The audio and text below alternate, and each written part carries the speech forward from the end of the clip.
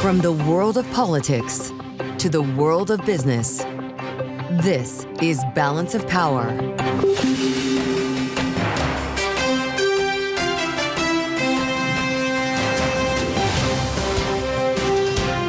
Live from Washington, D.C.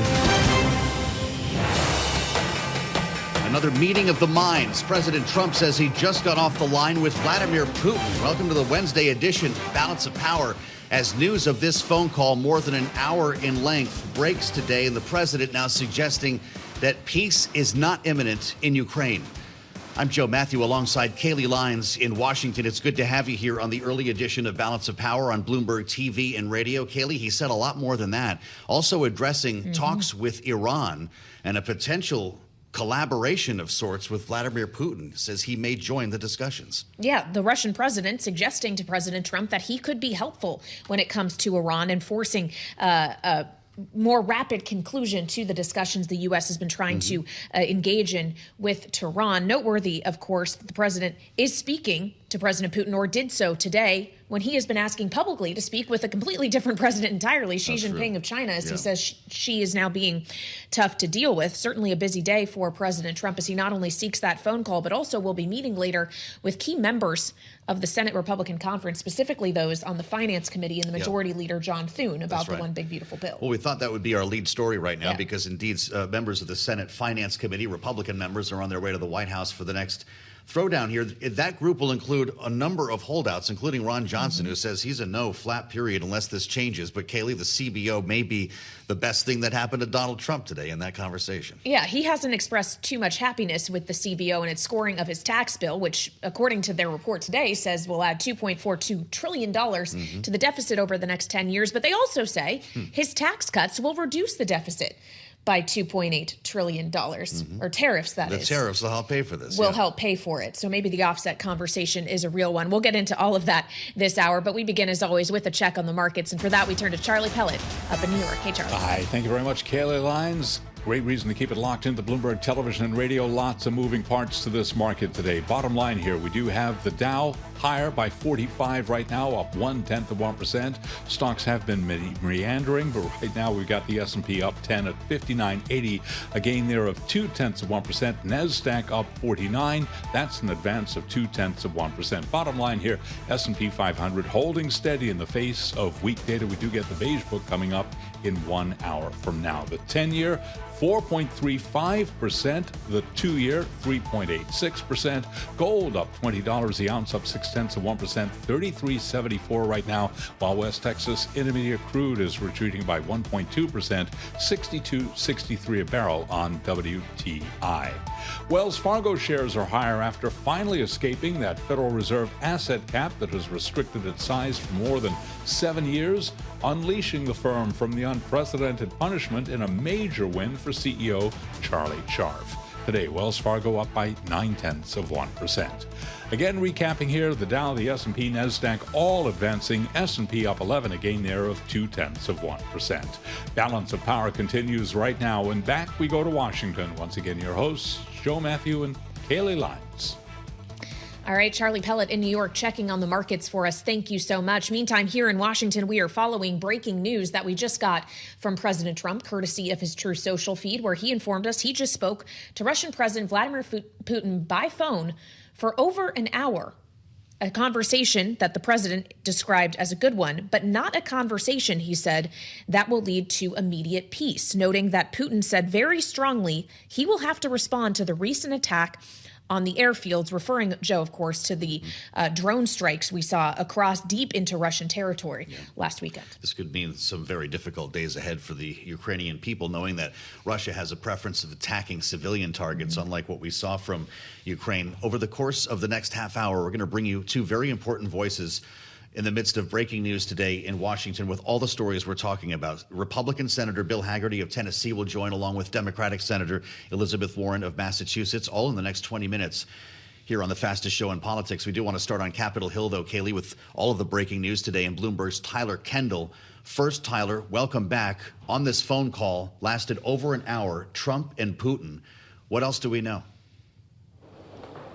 Yeah, hey, Joe. Well, Kailey read one of the key lines from President Trump's Truth Social post, which is that he said it was a good conversation, but not one that's going to ultimately lead to immediate peace. Now, of course, this was it was not known that they were going to have this call, but does come after the two leaders did speak by phone last month, and it contributed to what was really mounting frustration from this White House when it comes to really stalled progress towards reaching a ceasefire. Here, we're going to be watching how this really escalates as President Trump does confirm that Vladimir Putin has those plans to retaliate after we really saw that surprise drone attack by Ukraine that went so deep into Russian territory. It hit areas as far as Siberia.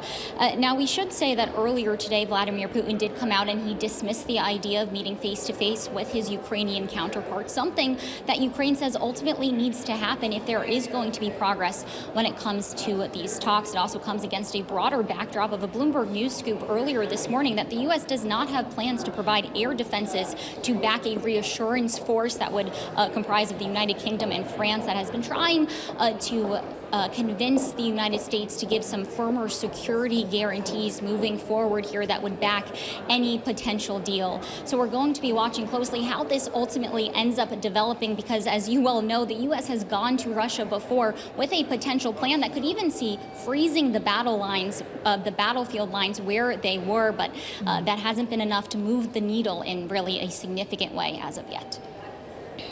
Well, and Tyler, as we consider the implications for what this means in terms of Russia's behavior in negotiations over the war in Ukraine, it seems President Trump is also suggesting that Russia will have a role to play in separate negotiations with Iran. Right, exactly. And that's going to be a really interesting one to follow here, too. As we know, this really is a priority for this White House to ultimately try to make some kind of progress here. I believe that the fifth rounds of talks just concluded, and we're seeing Oman really be a mediator in these talks. But details haven't really emerged, including how a potential deal would differ from the JCPOA, which the U.S. pulled out of under the first Trump administration. Tyler, we thought we'd be talking first with you about reconciliation. This is an important day on the track to make the Trump tax cuts either permanent or extended. You've got Republican members of the Senate Finance Committee headed to the White House to meet with President Trump. Among them, Senator Ron Johnson, who says he's a flat no unless these deficit numbers change. This, of course, follows the missive, several of them overnight again from Elon Musk, and now news from the CBO. How important is this meeting today, Tyler? Yeah, the stakes are incredibly high, Joe, as the White House really does try to ramp up the pressure on these Republicans, with President Trump picking up the phone and calling them directly. Now, you alluded to this before. Perhaps the most vocal group that's emerging is this group that are pitching themselves as fiscal hawks, and that includes Ron Johnson. And I actually had the chance to catch up with the senator from Wisconsin earlier today. He's pushing for those deeper spending cuts. He says he's in close touch with the White House, and he realizes that it might take some time to get the sort of spending cuts that he's really looking for. If I'm wrong, challenge me. You know, I want to get in that dialogue. And quite honestly, that is really my discussion with President Trump. And so he had Kevin Hassett call me up right away. I'll be meeting with the secretary. So he wants to engage. Again, he wants to reduce spending. It's just hard to do. I'm not denying that fact. It was a slender majority in the House, and Democrats having no interest whatsoever at reducing spending. That's our problem. Now, of course, the other side of this, Joe and Kailey, is that the White House is dealing with conflicting demands. So you have some senators here that are calling for deeper spending cuts, raising some concerns about how some of the tax sweeteners, whether or not they would really contribute or incentivize growth over the long term. But then you have a group of Republicans that are concerned about what spending cuts ultimately will mean for Medicaid. Now, we should say that there's pretty broad agreement about those core pillars of this plan, including extending the 2017 tax cuts. But at the end of the day, there are really slim margins here in the Senate. They can only afford to lose 3 votes. Indeed. All right. Bloomberg's Tyler Kendall live on Capitol Hill for us. Thank you so much. And it's on Capitol Hill that we stay here on Balance of Power on Bloomberg TV and radio as we turn to Republican Senator Bill Hagerty of Tennessee, who is back with us on the program. Senator, we appreciate your time. As we just heard our colleague Tyler there outlining that various portions of your body have demands as to what it will take to get them to a yes vote on this legislation. What's yours? What change do you need to see for you to vote for this package? I think the most critical thing to keep in mind, Kailey, is the fact that if we don't get this done, Americans are looking at a north of $4 trillion tax increase. I was talking with Kevin Hassett at the White House yesterday. His projections are that that would yield a 6% decrease in our nation's GDP. That would be terrible for America, frankly, be terrible for the world economy. We can't let that happen. The main interest I have is making certain that we stimulate more capital investment in America, because more capital investment will beget more jobs, more economic activity. This will have a very positive impact on the economy, and frankly, it's something that the Congressional Budget Office completely misses in their analysis. They missed it at an incredible level back after the 2017 Tax Cuts and Jobs Act were passed. In fact, they missed it by north of $1 trillion worth of revenues. So I think that my colleagues need to certainly take into account the fact that this is a pro-growth bill. This tax package is going to stimulate more economic activity here in America. We will see growth that's not captured in these CBO estimates, but will have a material impact on our economy, on our well-being, and frankly, in terms of going the right direction to reducing the deficit. Well, Senator, we've got a lot of questions about what's inside, and it's great to have you back on Bloomberg. You mentioned the CBO, so I do have to ask you about that. Two big headlines today coming out of the Congressional Budget Office. First, the Republican tax bill that cleared the House, they say, would add $2.4 trillion to U.S. deficits. But that same Congressional Budget Office, which I know Republicans criticize a lot, is now projecting the Trump tariffs will cut the budget gap by $2.8 trillion. Do you buy that number? And if so, is this bill paid for? Well, in the first case, what they do is static analysis. They don't take into account the dynamic of investment in the economy that will yield growth. So I think that's patently wrong. And the second, with regard to tariff revenue, it's possible, but we're not nearly to the end of our trade negotiations. Jamison Greer, our trade rep, working his heart out to try to bring together a significant sea change in the way America is treated on the global stage. I think we're going to make great progress, but it's very hard for me to say right now, and I don't know how the CBO is able to say this, where we're going to land on tariff revenues as well. Well, yeah, it is worth pointing out the CBO was only scoring tariff revenues through where tariffs stood as of May 13th, and we already know changes have been made since then. There's still some legal questions around whether or not IEEPA is going to stand, Senator, so we have to bear that in mind. We've heard from the Senate Majority Leader John Thune that there's going to have to be some adjustments made to the SALT cap, something that House Republicans from those SALT districts say would essentially mean that the deal dies when it returns back to the House. Knowing that the debt ceiling lift is also attached to this legislation, do you see risk around making changes like that? Could that bring the U.S. closer to the brink of default? Well, I think there's always risk in any situation like this where you have a complex bill, Kailey. We're going to have a conference meeting right after I'm on with you now to begin the process of talking through where the Senate is going to land here. And I do expect that there will be improvements. It will be different. There will be deeper cuts. And we'll start to see text coming out on Friday. What I don't want to do is try to get ahead of those who are negotiating. As you know, the Finance Committee is going to the White House right now to meet with President Trump. This is a process that's underway, but I can say this at a very high level. My colleagues in the Senate want to see more cuts, more deficit reduction, but at the same time, I've been encouraging everyone to move expeditiously, to make certain that this happens extremely quickly, because the United States economy needs certainty. And with that certainty, we're going to see more capital investment. The longer this takes, again, the less certainty we've got, and that's going to have a negative impact on capital investment here in America. With that in mind, Senator, I'd love to explore the idea of permanence with you, because we're hearing about this a lot more now. The likes of Steve Daines and others who say, no, we need to make permanent certain business tax breaks, specifically the full research and development deduction, bonus depreciation, and interest expensing. Are you on board with making them permanent? Certainly I am. I agree with the premise completely. And, you know, Steve Daines is a business person just like me. We understand the importance of being able to make long-term plans with respect to capital investments. That's what's driving Steve's position. I think he's exactly right. And we need to extend these as far as we possibly can. Permanent is the best possible answer we could achieve. Senator, of course, while you and your colleagues are working on reconciliation, there is also actively underway an effort to advance the stablecoin legislation, the Genius Act. Last time you were on with us, we talked about some of the various amendments that were being put forward, which you said are being worked through. Have you had direct conversations more recently with either the Majority Leader or Senator Roger Marshall about whether or not the Credit Card Competition Act is going to become a real factor here? Yes, those conversations are underway. I certainly respect the process that we're addressing. But right now, this really isn't about policy, nor is it process. We're just trying to get floor time right now to get this processed. We have broad agreement, Kailey, with respect to the content of this stablecoin legislation, my Genius Act. And this is going to, I think, take us into the 21st century in terms of upgrading our payment systems. It's going to have very desirable effects, taking the U.S. economy into the digital assets arena, keeping innovation here, lowering risk here in America, and putting in place guardrails that will protect consumers, because every one of these stablecoins will be backed up dollar for dollar with U.S. Treasuries. Very positive outcome here. We've got very strong support. So, okay, what's the timeline, Senator, and what does it mean for the Clarity Act coming out of the House? Joe, the timeline is the key issue right now. The window is closing on us to get this done because we've got to turn our attention to reconciliation. As I mentioned, we're going to a conference meeting, our first broad conference meeting, to talk about the reconciliation bill. We need to get the Genius Act passed. We need to get it on the floor, and that's where my discussions have been with the leader and with my colleagues, is getting that time on the floor as soon as possible. I'd like to start it today, tomorrow, but I'd like to get that time on the floor as soon as possible, so then we can turn our attention to dealing with the Reconciliation Act and getting more confirmations across the floor. And when will your attention, Senator, turn to market structure? And when the time comes to actually look at a market structure bill, how akin do you expect it will be to the Clarity Act that was just introduced in the House last week? Well, there's been a great deal of good work that's been done in the House. A lot of questions have come up in the process of building the stablecoin legislation that have been more appropriate to market structure. We're focused on it. We've already begun the process of building it here in the Senate.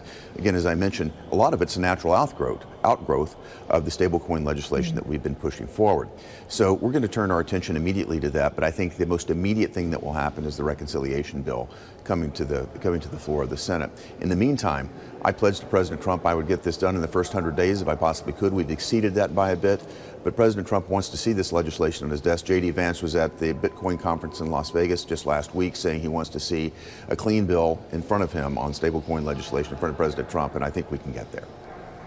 Interesting as you bear down on the reconciliation, tax and spend legislation here, Senator. I know it's going to be an important day, and you're walking into this meeting after we're done with our conversation to begin hearing from Republican members of the House who apparently didn't have enough time to read the whole bill. Congresswoman Marjorie Taylor Greene says she's a no, having not read a section banning states from passing their own AI regulations. Mike Flood, Republican from Nebraska, doesn't like this idea of making it harder for judges to hold officials in contempt of court. They both didn't see it in the first pass. Have you had a chance to read that bill? I haven't gone through the entirety of the bill. We're in the process of reviewing all the text that just came over in the past couple of days. But again, we're moving on it. The Finance Committee is at the White House negotiating it right now. The text is in process, and it's an item that's in motion. I understand that there may be items here that not everyone is happy with, but at the end of the day, we're going to have to compromise and get it done. I'll come back to the original point. The American economy needs this certainty, and I'm going to be working my heart out to make certain that we deliver the best possible product we can here. But I'll remind you as well, this isn't the last bite at the apple. We'll have the opportunity to have another reconciliation process coming up fairly soon. So we're going to find a number of other opportunities to improve the situation here in the American economy, achieve some of the other objectives of our legislators, and we can, if we don't solve it all here, we'll have another opportunity to do that. Well, Senator, you will have an opportunity as soon as tonight to vote for the confirmation of Mickey Bowman to be the Fed's new vice chair of supervision after the cloture vote passed earlier today. This comes just a day after the Fed officially lifted the asset cap on Wells Fargo. Starting today, is this a new era of banking regulation in the United States? I certainly think so. Michael Barr took us in exactly the wrong direction. And I'm very glad to see someone with the sensibilities of Mickey coming into this position. She's going to do a great job. What we need to do is return to the overarching mission of making certain that our capital markets are as competitive and safe as they possibly can be, get out of the business of these extraneous policy issues, whether it regards climate or other sorts of issues that essentially make the U.S. economy less competitive. And the gold plating that Michael Barr attempted to do, making us subject to even more regulations than the Europeans, only hampers American capital formation. Mickey has a very different point of view, and I'm very excited to see her come into this role. Well, it is interesting seeing this asset cap lifted on Wells Fargo today, Senator. Your colleague, Elizabeth Warren, who's going to be with us a bit later this hour, is asking for 5 years of exam reports from the bank as a member of the banking committee, having suggested that they have not gone a year without breaking the law. Her statement says it's stunning. The Fed could not wait till the company went a full year without breaking the law before wiping its slate clean. Should she get those documents? Should the committee see them? I'm all for transparency, Joe, and I'm all for having committee members have access to the information that they need, but I'm not about to respond to something that Elizabeth Warren has said just based on what she probably doesn't have. She doesn't have access to the documents at this point, so I don't understand her leveling these accusations, but she's want to do that. Well, I wonder, Senator, if you'd like to respond to something President Trump has just said, as he shared with us on True Social, that he spent an hour and 15 minutes on the phone today with Russian President Vladimir Putin. He suggested that phone call will not lead to an immediate peace with Ukraine, but went on to say that Putin believes or suggested he could participate in discussions with Iran. And of course, the U.S. Approach to Iran is something I know you feel quite passionately yes. about. Is it appropriate for Russia to be stepping in here? Well, I think you understand well the fact that the previous administration removed all of the maximum pressure campaign that we had imposed on Iran.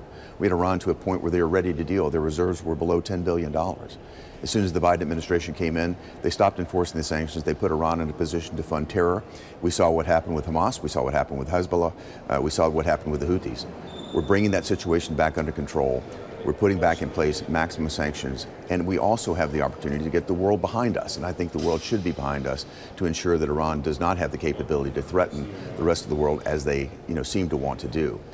President Trump has every right to seek out other world leaders, to find allies wherever he may. But at the end of the day, it's going to be up to us to take the leadership position to deal with Iran and to make certain that they don't have the capability nor the capacity to threaten the rest of the world as they have in the past. And understand this, they're behind all of the terror and all the disruption in the Middle East. It's got to come to an end. A deep dive with Republican Senator Bill Hagerty of Tennessee. Senator, it's good to see you, and we appreciate all of your time today on Bloomberg TV and radio. We're going to continue our conversation as we cross the aisle coming up to speak with Democratic Senator Elizabeth Warren of Massachusetts about these very same issues on the fastest show in politics. First, watching Wall Street, Charlie Pellet has an update for us on the markets. Live from New York. Charlie, how's it look? And right now, solidly higher. Joe Mathieu with the Dow, the S&P, NASDAQ, all gaining right now. Tech stocks leading the way with right now the NASDAQ Composite Index up 34, NASDAQ 100 Index up by 0.3%. To be clear, the NASDAQ Composite up 0.3%. It's higher by 66 points right now on NASDAQ. We've got the S&P up 12. Gain there of 0.2%.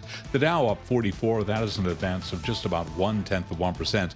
So the gain in tech coming offsetting weak economic data on jobs and services. Coming up at 2 o'clock Wall Street time, we'll be getting the latest Beige Book report.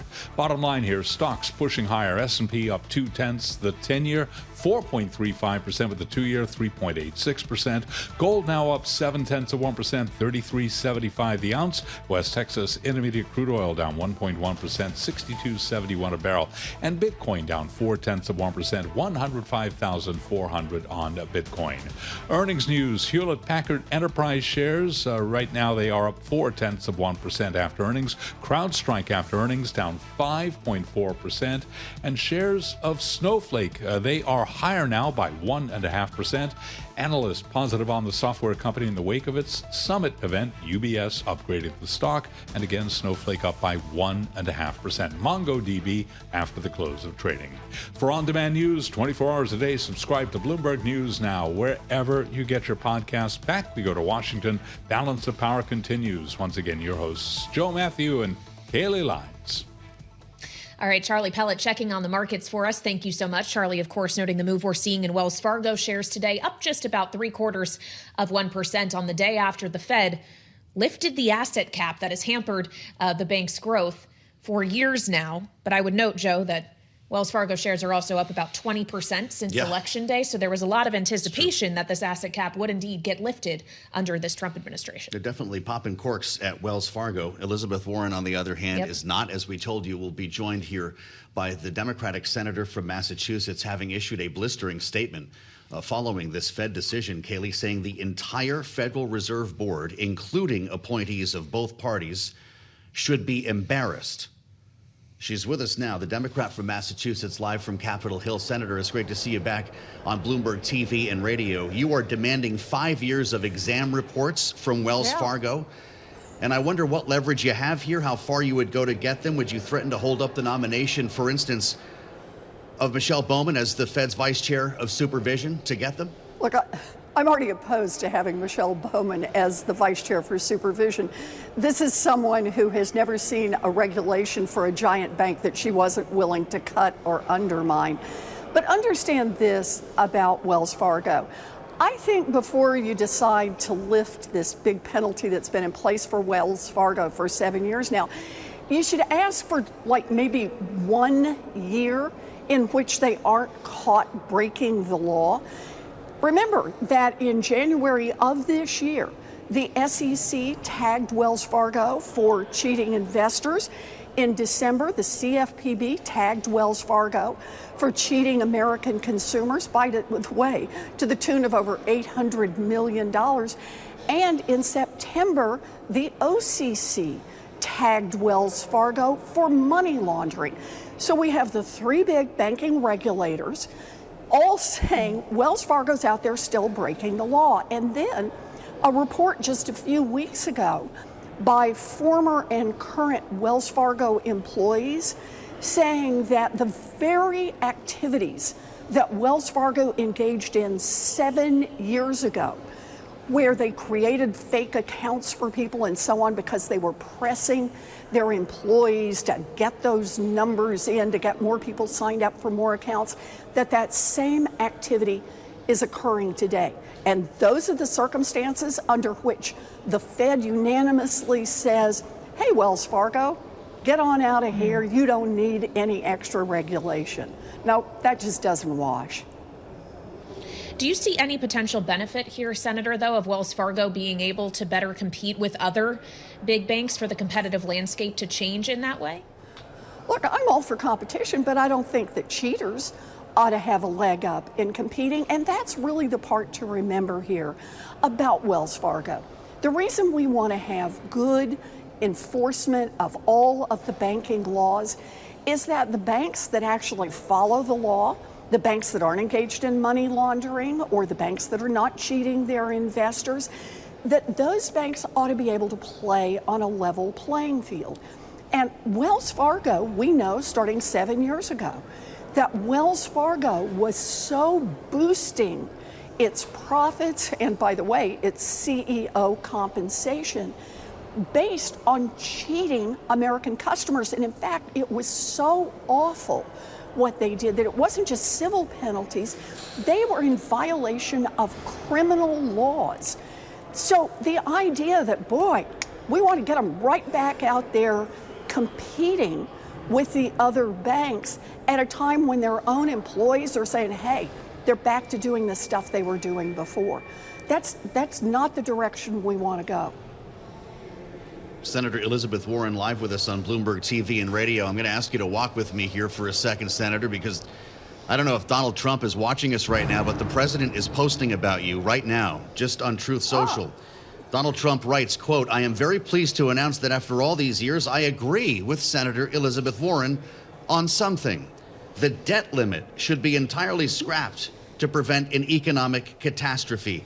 He's reposting you here where you suggest as much. This is less than 24 hours after Elon Musk said shame on Republicans who passed the reconciliation bill in the House. You're finding yourself within a 24-hour period agreeing with Donald Trump and Elon Musk. What's going on around here? Well, look, I think on the debt ceiling, I've been on this for many, many years. The debt ceiling is just something that's been used as leverage in negotiations. The United States should never, never threaten to default on its debt. We should get rid of this debt ceiling altogether. When we pass a bill saying that we're going to do a certain thing, that is our saying, and we're going to pay for it. That's what the United States government does. So I think that Donald Trump and I, hey, listen, I'm ready to join up with him and make that happen. We need to get rid of the debt ceiling altogether, not extend it, not say, ooh, while this is going on, this budget negotiation, let's just roll out a few $1 trillion more in the debt ceiling. Nope. That has gotten us into trouble before. It continues to get us into trouble. Donald Trump is right. Let's get rid of it altogether. Well, so, Senator, if we are to see if the Senate and House cannot get this reconciliation bill through in time for the mid-July request the Treasury Secretary has made to avoid bumping up against the X date, would you support an initiative like that separately, a legislative effort to eliminate the debt ceiling before that X date comes? Yeah, look, we should do it now. There's no reason to delay. Donald Trump is exactly right on this. It's what I've been arguing for literally for years, and that is get rid of the debt ceiling. It's serving no function except for holdout parties to try to use in negotiations. And that makes no sense. That doesn't serve our nation. But we should do that now. It doesn't need to be tied to anything. It doesn't need any special date on it. Ask the Republicans. They're the ones in control of the floor. Let's bring that to the floor right now. It's a simple piece of legislation. I'm ready to go on it. I think it's the right thing for us to do. Senator, I want to ask you from your perch on the Armed Services Committee about what else we heard from Donald Trump today. He had an hour and 15-minute long call with Vladimir Putin. At the end of the call, he wrote about it and said that peace is not imminent in Ukraine. He did say, however, that Putin will have to respond to the recent attack on the airfields that Ukraine conducted over the weekend using this wild scheme with drones that had been smuggled into the country. What do you make of this assessment, and what is Ukraine in for in the days ahead? Right. Look, Vladimir Putin has been playing Donald Trump, and pretty much everybody in the world can see that. That's not just me seeing it, not just people in the United States see it. Leaders around the world see it. And it looks like Donald Trump is beginning to figure that out and starting to push back against Putin. We owe it to Ukraine to do everything we can to support them in their fight. They are on the front lines fighting for democracy, and they are on the front lines against an expansionist Russia. Understand this, if Ukraine falls and Vladimir Putin gets either a big chunk of it or all of it, he's not stopping there.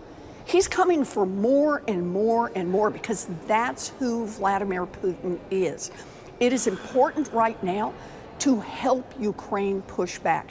They are on the front lines fighting the war for democracy on behalf of all of Europe, on behalf of the United States, on behalf of freedom-loving countries everywhere in the world.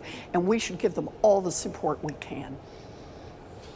All right, Senator, we appreciate you joining us on Bloomberg TV and radio. The Democratic senator from Massachusetts, also ranking member of the Senate Banking Committee, Elizabeth Warren, with us here on Balance of Power, reacting not just to President Trump's Truth Social post about his conversation with Vladimir Putin, but also his Truth Social post about Senator Elizabeth Warren, who he agrees with when she says the debt ceiling should be eliminated entirely. So on that note, we turn to our political panel today. Jeanne Zaino is with us, Bloomberg Politics contributor, senior democracy fellow at the Center for the Study of the Presidency in Congress, and Democratic analyst, alongside Republican strategist Chapin, founder of Lighthouse Public Affairs. Chapin, as we hear Senator Warren say, I agree with Trump, let's do this, get rid of the debt ceiling right now. Is this the potential off-ramp for if the Republicans cannot get through this partisan reconciliation bill with a debt ceiling hike attached in time? Well, what wild times we're living in, right? Cats and dogs are living together. Elizabeth Warren and Donald Trump are almost praising each other publicly in agreement. But yes, to answer your question, I do think this is a way maybe to grease the skids there, grease the wheels, so to speak, and get a deal done. By the way, this is how throughout history, American history, this is how big deals get done and how major programs, like some of the programs the Big Beautiful Bill are arguing over right now, get done, right? Compromise and agreement among people on the left and the right. So I think this is good news. I mean, I have always seen, I think MAGA sees Donald Trump as a deal maker on behalf of the American people, and they have faith in him to do that. It will be wild to see them support Elizabeth Warren in the same endeavor, but we'll see. That was a wild moment. We have to stop down and acknowledge what just happened here. The president's posting about Elizabeth Warren while she's live on the air with us. Jeanne, is that how this ends, with the debt limit? He's your biggest fan, Joe and Kailey, so I love it. You can't help but to watch. Who can help but watch you guys? The reality is that I love his post too, which is strange because it seems to me he's calling for some bipartisan movement forward. He ends the post by saying, let's get together, Republicans and Democrats, and do this.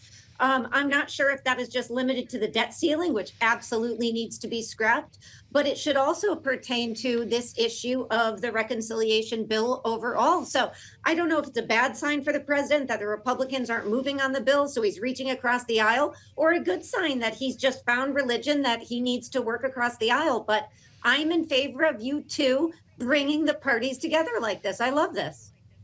Getting a lot done here. Balance of power. That's what we aim to do here. Chapin, finally, we just have a minute left, but President Trump and Republicans overall have had a lot of words about the CBO in recent days that they've shared, specifically poo-pooing essentially their estimates on the tax bill. But now the CBO says tariffs could reduce the deficit by $2.8 trillion over the next 10 years. Is that argument now nullified?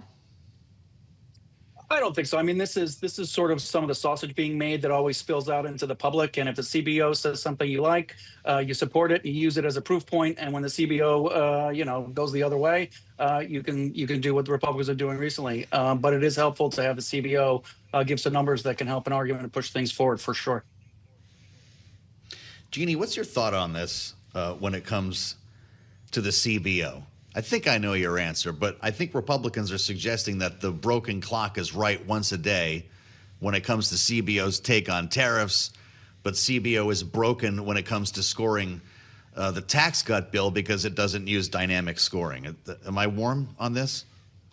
You are hot, Joe. Let's say you're hot. The reality is that the CBO, I think, is a good day for the CBO because they giveth and they taketh away. You know, as you guys have been talking about on the tariffs, they are, supporting what the president is doing. I mean, not partisan wise, but in terms of the impact on the deficit. And yet, when it comes to the issue of the reconciliation bill, they are underscoring the fact that this is going to increase the deficit an awful lot. So I think it's a good day for the CBO because it shows that they are indeed bipartisan, or nonpartisan is probably a better term.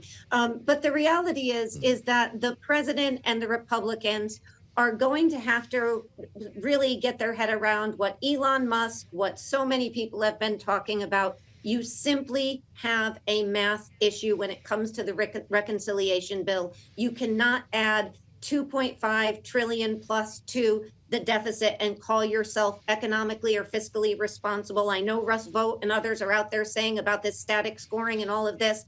The reality is the CBO is running the numbers right. Elon Musk and others know how to run the numbers. This doesn't add up. So you either have to cut spending or you have to increase taxes. It's pretty basic.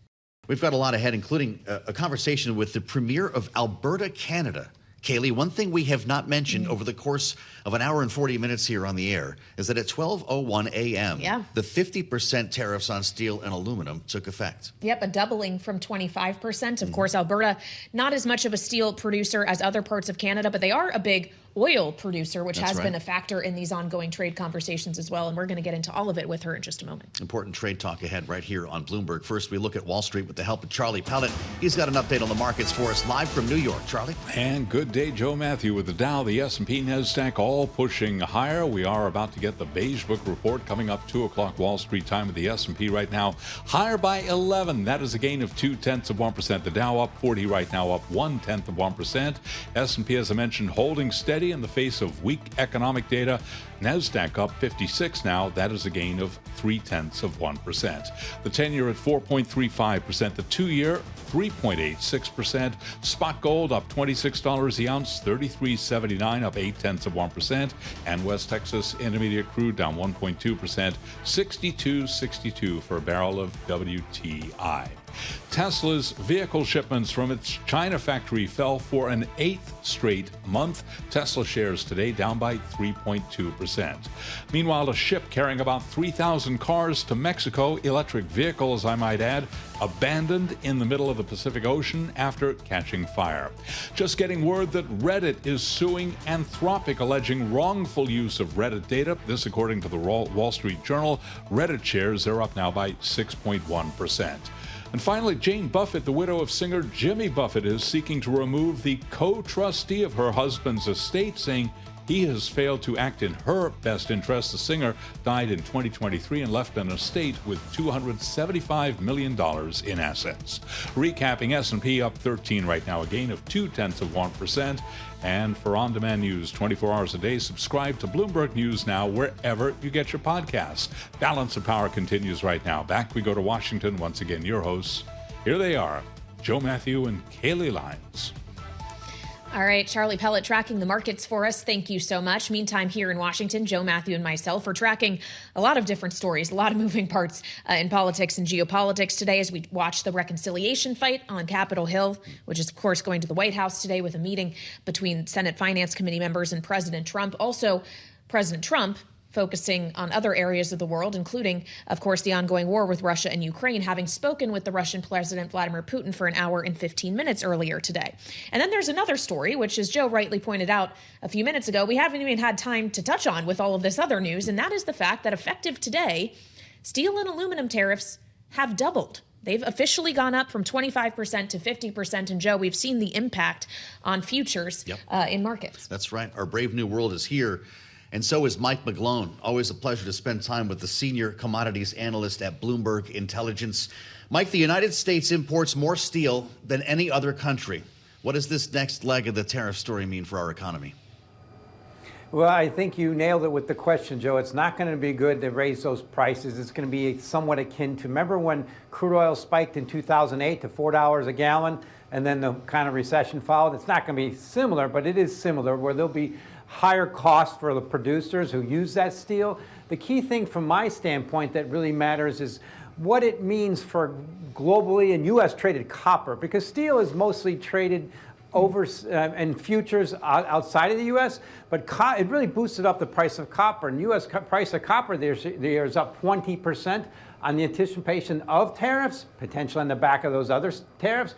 But that's kind of an odd situation with crude oil collapsing. So I'm worried that that's kind of an area where we might have some issues where the price in the rest of the world is not up nearly as much as in the U.S. Mm-hmm. Well, you refer to crude oil, Mike. We are seeing downward pressure on oil once again today. WTI down about 1%, even as we get news that the Saudis want OPEC Plus to continue accelerated supply hikes. Is this going to happen? What does this mean for supply and demand dynamics? It's an impressive part of the crude oil cycle. It's in a clear bear market. Sentiment is very bearish. And now it has a significant reason to keep going lower. What you hear from the Saudis is very impressive, that they want to increase that supply, help reduce that backwardation. There's a bit of a glut of forward of supplies, and into the summer driving season, which is the time to do it. So my base case, what happened yesterday with crude oil, it bumped up a little bit. It's trying to get above last year's low, about $65 a barrel. And it can't do it. Every time it gets there, we see responsive sellers, and we see people like the Saudis coming in there. So I think that's the issue. Crude oil is heading towards probably $50 a barrel or lower. That's the average cost of production in the U.S., and that's what I think OPEC and Saudis know. To really shut off that shale, you need to get that price to go lower. All right, Mike McGlone, Bloomberg Intelligence Senior Commodity Strategist, joining us from Miami. Thank you so much. We appreciate it. Of course, oil, big export of Alberta, Canada specifically, as Canada is also contending with what we were just discussing with Mike as well, higher steel and aluminum tariffs. And we want to get into all of it now here on Balance of Power on Bloomberg TV and radio, where we're joined live in our Washington, D.C. studio by Danielle Smith, the Premier of Alberta, while she's here in D.C. Premier, thank you so much for being with us. As we consider that today, as you're in Washington, steel and aluminum tariffs have now gone up to 50%. I know this is a bigger problem for the eastern part of your country than the western part, but do you still view this as something that warrants a response? What response to it would you advocate for? I have always felt that tariffs are their own punishment, and I still don't understand why Americans want to punish the consumers of aluminum when you get 60% of it from Canada. It's also a product that Americans can't produce themselves. You don't have bauxite, so there is no way to have a homegrown aluminum industry. So we're kind of scratching our heads in Canada saying, why is this on the list? In fact, I think aluminum really should be in the same category as critical minerals and elements that we have a special relationship over. I understand why every country wants to have its own steel development. I understand that the Americans don't want the Chinese using Canada as a backdoor to dump product into the market. But some of the decisions are a bit of a head scratcher for us. And I hope it's the beginning of what will result in a new renegotiation of the USMCA so that we can get back to enjoying the virtually tariff-free relationship that benefits both of us. Well, you're clearly ready to have a conversation. Is that how this ends? What are you hearing as you're in Washington? What are the prospects of a trade deal to get around this? I know in Canada there's optimism. I just this week met with my counterparts, the 13 premiers, as well as the federal prime minister. And because we've got G7 taking place in the coming weeks in my home province of Alberta, in Kananaskis, I think that everybody's hopeful that it would be really nice either just before or during or just after to announce that there has been some kind of détente or interim step towards getting to a comprehensive renegotiation of trade. I know that Dominic LeBlanc, who is our counterpart to Howard Lutnick, is in Washington as well, having some of those conversations. I don't want to prejudge what the outcome would be, but at the moment we have a virtually tariff-free relationship with the United States. For all of the threat of tariffs, all of the USMCA compliant goods don't have tariffs on them right now. We've got a problem with steel, cars, aluminum, and timber. But I think that I think we're beginning to see a realization on both sides that we are stronger together, and it's better to maintain the relationship as it is. Well, as you mentioned, all of the premiers getting together, what are you asking of Prime Minister Carney? Are there things you're pushing for him to do in terms of action? I think what you're seeing is that the sentiment is that if the Americans truly do want us to find other trading partners, then we should be serious about that. We should be trading more with each other. Maybe rather than sourcing some of our steel beams and other products from America, maybe we source it from Ontario and Quebec. Maybe rather than talking about new pipelines to the Gulf Coast, maybe we talk about pipelines to British Columbia and the Hudson Bay in Manitoba so that we can go to both Asian and European markets. So I think the conversation in Canada has maybe shifted in a way that Americans weren't anticipating. America remains our strongest and most important trading partner. Most of the provinces trade north-south, but it's really initiated another conversation about how do we trade more with each other to counteract the effects perhaps of America buying less from us, as well as how do we find new markets. And I'm hopeful that we'll be able to do that as complementary to Americans' interest in especially energy dominance. But at the moment, is when you've got a friction in your relationship, that's one of the things that we're trying to sort out. Are there new markets that we can be that we can go into? A lot of conversations about pipeline in Alberta. You currently have excess capacity, TMX, Enbridge. Why would oil companies sign up for a new line if that remains the case? I think that there's been some misinformation. Yeah. I know that the environment minister, who wants to keep it in the ground, has been suggesting that somehow TMX is only at 40% capacity. It's simply not true. What is it? It's at 85 to 90%. One of the things we have to do is dredge the channel that it goes through so that we can have heavier boats going so they can be filled up. But we also just recently saw a new auction that went through, and there were 400,000 barrels of demand for what was only going to be 100,000 new barrels of supply.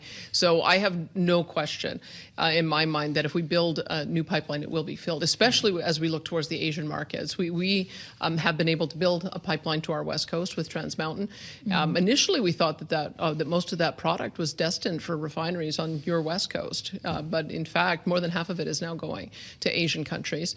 Korea just announced that they're going to buy an additional $1 billion per year. They want to receive their 3 refineries an extra tanker. They've tried our heavy oil. They like it.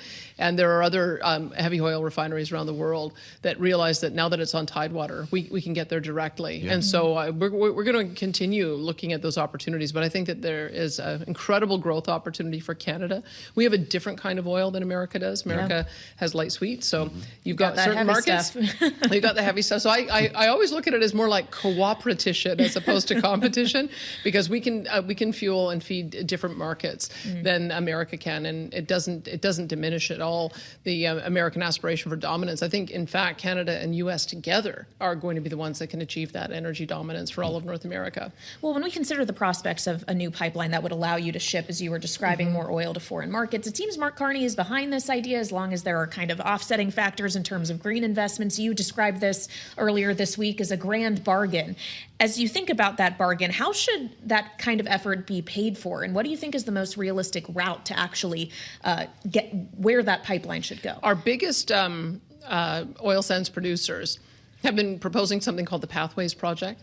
So with a combination of carbon capture, utilization, and storage, maybe small modular nuclear, direct air capture for the last mile, we believe that it can be carbon neutral by 2050, at which point that would make it the lowest carbon barrel in the world.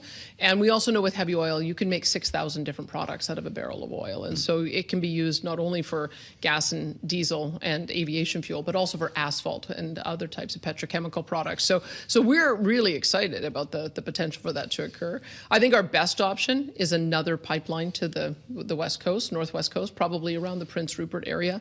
It's only about 8 to 10 days to get to the Asian markets of Japan and South Korea by going that way, and then on into, of course, China and India as new markets as well. So if we can have decarbonized bitumen going through that pipeline, not only does the pipeline project through Pathways would cost about $10 to $20 billion. It's a big hit. But if we build that pipeline, we would get about $20 billion a year in revenue for the foreseeable future. So that's the reason why I think it's a pretty good bargain. Everyone benefits from that. I know your oil industry is dealing with wildfires right now in Alberta, at last check, affecting 7% of output. Is that roughly still the case? Can you update us on what's happening? Yeah. When we have fires in Alberta, it's normally northern Alberta. We've got a lot of boreal forest up there. It's aged, and so once you get forestry that's about 100 years old, you either have to clear it or nature clears it for you. Yeah. And so we work very closely with our energy industry. When we hear that there's a problem, we help them. We give them clearance to do fire breaks, but we also have heavy equipment to assist with that, water bombers. We do infrared drones as well as nighttime vision helicopters, and a large number of firefighters who can help that.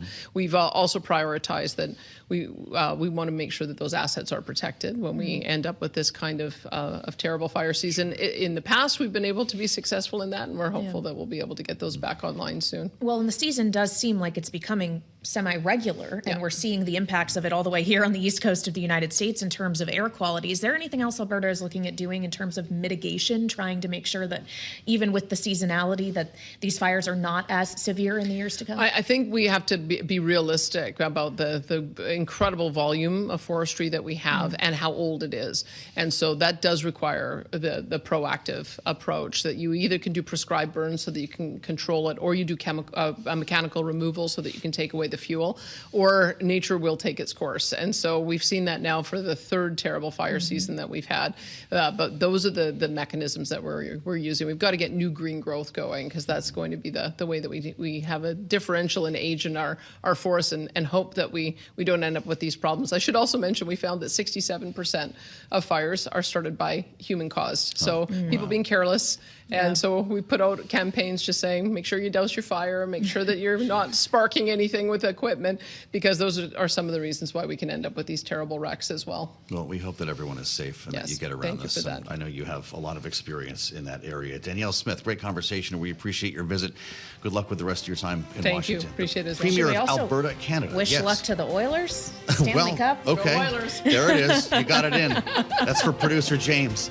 Hey, we'll meet you back on the late edition of Balance of Power at 5 p.m. Eastern Time here on Bloomberg TV and radio with the latest on reconciliation and the meeting with Republican senators and President Trump at the White House. It's all ahead here, only on Bloomberg.